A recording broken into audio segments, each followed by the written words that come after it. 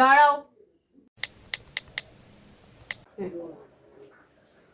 মা আমি একটু বেরোচ্ছি। হ্যাঁ, কোথায় যাচ্ছিস মনা? আরে সোনিয়ার বার্থডে পার্টি আছে তো, তো সব বন্ধুরা মিলে একটা রেস্টুরেন্টে গিয়ে আমরা ডিনার করব, ঠিক আছে?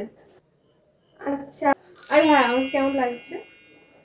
খুব সুন্দর লাগছে, তোকে সব পোশাকেই ভালো লাগে, তুই তো আমার মেয়ে না। থ্যাংক ইউ মা। ঠিক আছে, সাবধানে যাস। হ্যাঁ, ঠিক আছে, টাটা, বাই, লাভ ইউ। মা আমি একটু বেরোচ্ছি। দাঁড়াও, একই পোশাকের ছিলি? কেন মা, খুব খারাপ আছে এর মধ্যে?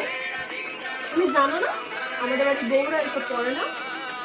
তোমাকে কি নতুন করে সব শিখিয়ে দিতে হবে? কিছুদিন আগে তো বোনই সেম পোশাক পরে বাড়তে বাড়তে গেল, তখন তো আপনি ওকে কিছু বলেননি। আর আমি পরেছি বলে আপনার এত আপত্তি কেন মা? আমি শুধু বাড়ির বউ বলে? কি? তুমি তোমার সাথে আমার মেয়ের তুলনা করছো? দাঁড়াও, আমার বাবু আসুক, তারপর তোমার ব্যবস্থা কি করে নিতে হয় আমি দেখছি। কেন মা, এটা আপনার বাবুকে বলার কি আছে?